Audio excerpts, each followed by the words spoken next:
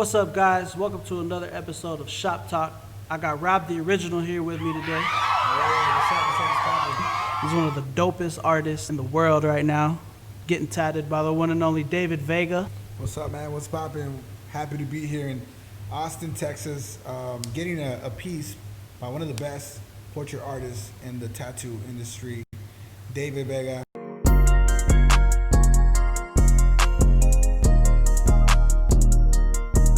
And also by longtime friend, Tre. You know, I always have to hit you up when I'm in Austin, man. Always. So, Rob, tell the people a little bit about yourself. I am a creative artist. I make art out of anything you can think of. I've been drawing ever since I can remember. I come from a Mexican family, migrated to the States. I'm actually the fifth child out of 9 kids. Damn. Yeah. It was a lot of us. I don't know why they kept having them. You know what I mean? I tell my parents, I was like, no wonder we were broke, because you guys kept having kids. So how many brothers and sisters did you have? It was 9 of us, so it was actually 5 brothers, 4 sisters. Damn. Yeah. How many fights did you and your brothers get into? Oh man, plenty. But you know how it is with brothers. Like, we can get in fights with each other, but somebody else can't get in a fight with your brother, because then we're gonna jump in. You know. Yep. But yeah, man, I love drawing. I love doing art. I'm really recognized for doing art with hair, with barbering as well. So that's how Tre and I know each other, through the barber industry. So, Rob, back in, 2011 or 12, I remember the first time I seen a hair portrait was, it might have been Tupac. I know you're big in the stars and the tribal art. What inspired you to really, I want to transfer this type of art in somebody's head? Really, when I started doing the hair art, it was more of, like you said, patterns and logos, and I did do drawings and cartoons. But whenever I wanted to do something like realism, it kind of just came about one day. You know, I was just trying to challenge myself and do something that was going to be more challenging for anybody else that was going to try to attempt to do it. At the time, I was doing artwork. I did not create hair art, because hair art already existed. But I felt like I made it trend in my area where I was at, and there was a lot of barbers, getting inspired, and they were doing very well. So I at the time, let me level up, yeah. and make it a little bit harder to be copied, and that's when I started doing the portraits, and it's crazy, because fast forward to now, what is it, 14 years later in the industry, like, there's many recognized portrait artists around the world in the industry, that are really amazing at doing hair portraits. And it's dope that you were kind of like the base of all of that, because before I've seen any hair portraits, I don't think I've actually seen anybody do it and perfect it in a way that you were able to. I saw a lot of people trying some type of hair art, but there's cartoonish looking faces, and when I saw Rob the Original come out, it was like I was blown away. I remember we were trying it in barber school at Alamo City Barber College, and it was not coming out like Rob the Original. What other type of art do you do? I know I've seen on social media you do it's a crazy amount of art. Art could be done with anything you can think of, and it's endless of ideas that could be done, and I see it from other artists. I get inspired by other artists that do crazy art, you know what I'm saying? Whenever I started doing these hair portraits on the hair, I started getting recognized for it, because it was something completely different. It was rare. A lot of people didn't do it, so it caught a lot of attention. So I'm brainstorming with ideas to do other art mediums that are not normal. So the second that I can remember, the other medium that I started doing after hair art was drawing on pizzas with the cheese and the sauce. I remember that. I remember seeing that. And then I tried the saw portraits. You know what I mean? And that also became super trendy. Led to the sand art. Sand art, yeah. It led to the sand art over the years. Then I did do dust art as well. I tried the tortilla. I tried wood burning as well, which is another medium that's super cool, with the solder gun, and it was more like in tiny portraits on pieces of wood. Yeah. Now I'm using the torch art, which is more like drawing with flame. There's so much different art mediums out there that I'm still trying to reinvent myself, and I do get inspired by other artists. So, is there any art medium that you're eyeing right now? Is there anything you're seeing that like, man, I gotta try that, I gotta perfect it? Ahorita, right now, I've been doing a lot of the torch fire art. I really like it. I tried it on the toast as well. I would like to do more of that. Right. For sure, and definitely perfect it. I don't know. I don't really have other mediums right now in mind, but I am definitely going to be, brainstorming and other ideas that I can possibly, turn into art. Rob also works for BaByliss. Is it BaByliss Pro? It's actually BaByliss. BaByliss. Yeah, BaByliss. Yeah, that was. That's something that a lot of people they struggle with pronouncing it. BaByliss Pro. Rob the Original has his very own clipper, and it's a crazy clipper. I've seen people use it all over the world.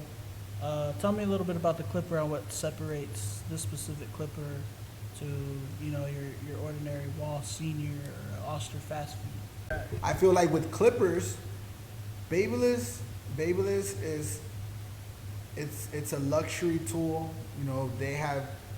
The company has really worked on perfecting the image of the tool. And it does. That clipper can make any setup look amazing. Exactly. They're great for videos. Great for it. It has a great look. You know what I'm saying? They worked a lot on that. They are obviously good tools that have been proved over the years. Like we were speaking earlier, BaByliss was focusing on flat irons and blow dryers years ago, before we had our barber team. And lately, they have worked really hard to make a name in the industry, which now we are respected in the industry. You know what I'm saying? Something that we had to earn. In order for us to do that, we had to come out with tools that were up to the barber standards. And the company believes in the influencers. You know what I mean? They believe in what we do and what we have to offer. So I was blessed that they able to work with me to create some tools. Honestly, man, I'm super thankful with all the support that I've been getting from barbers all over the world. Actually, buying the tool and posting it, like you said, it's all over, and it's really awesome that I've been getting that support, and I'm really, really grateful. Since the beginning of Rob the Original, I think on every piece that we've seen, from hair art to towel art to salt art, to every medium that you've used, it's always gone back to this one portrait of Tupac. What is it about that specific portrait of Tupac and what Tupac means to you and how he's inspired you? You know what? So back again, what I like about Tupac is because Tupac, and he's a person that, first of all, came from a humble beginning. Right. You know what I'm saying? His dad wasn't really in the picture. His mom was a Black Panther. He grew up in hoods too, and living off of welfare. And Tupac puts feeling into his music. You know what I mean? When I listen to Tupac, it reminds me a lot about my childhood. I grew up in California and grew up around welfare. You know what I mean? My mom, she lived off of welfare. You know what I'm saying? Right. My dad, my mom didn't speak English. My dad was the only person working. My mom and my dad were always breaking up. So that's why she was on welfare, Right. My dad worked. He was a hard worker, but they had a big family. In California, it's super expensive. You know what I mean? We lived in the hood and in a small apartment with 10 people in a 2-bedroom apartment. Right. My parents even cooked at home. They didn't really eat out. So to me, eating at Jack in the Box or McDonald's was a luxury. Oh wow. You know what I'm saying? Was like, damn, we gonna eat McDonald's? Yeah, that's like hell back in the day yeah. when McDonald's was a treat. It was like, if you were rewarded with McDonald's back in the day. Now it's like you can't afford McDonald's, you know. Yeah, right. But it was because we only ate home cooked meals, which now I much rather a home cooked meal. Yeah, you know what I'm sure. saying?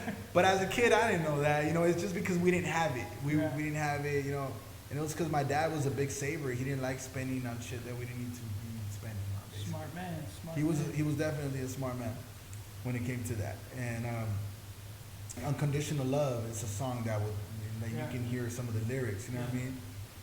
You know, I wasn't born with a silver spoon, you know? Right. You know, watching cartoons in my living room with the broken damn TV, you know what I mean? Like, that's what it was. Like, we had broken TVs that we bought at yard sales, or my parents bought at Goodwill, you know what I mean? Right.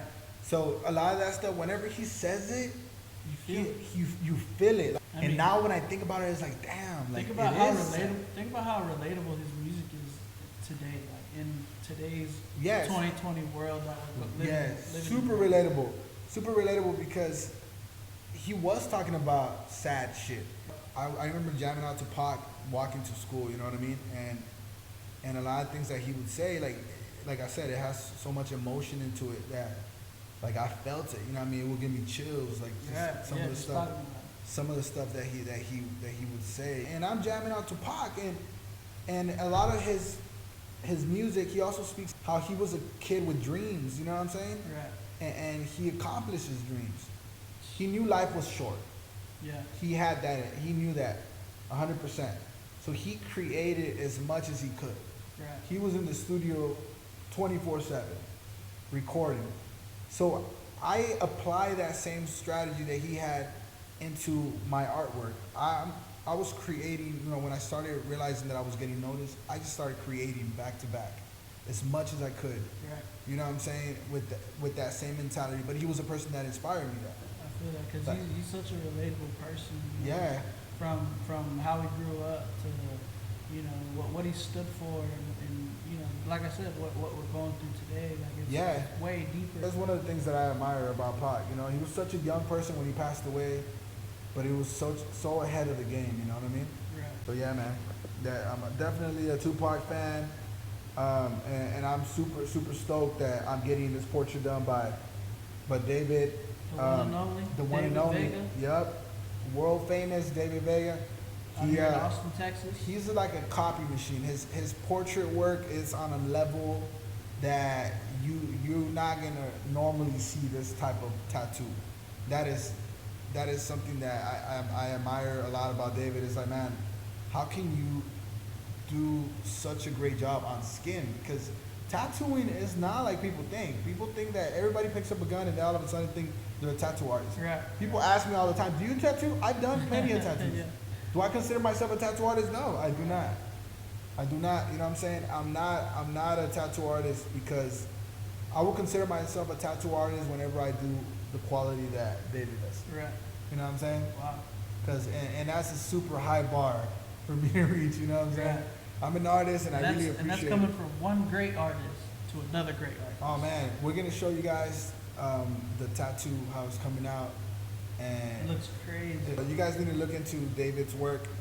Because a lot of my tattoos, I look at them and I'm like, man, it could have been better, you know?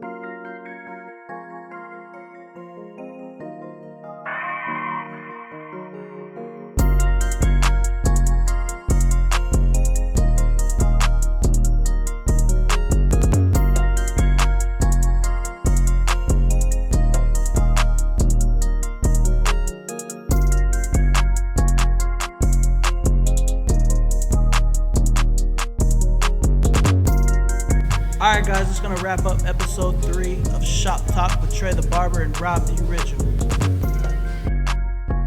If you want to check out some of the crazy art that I do, go follow me on Instagram. It's Rob the Original.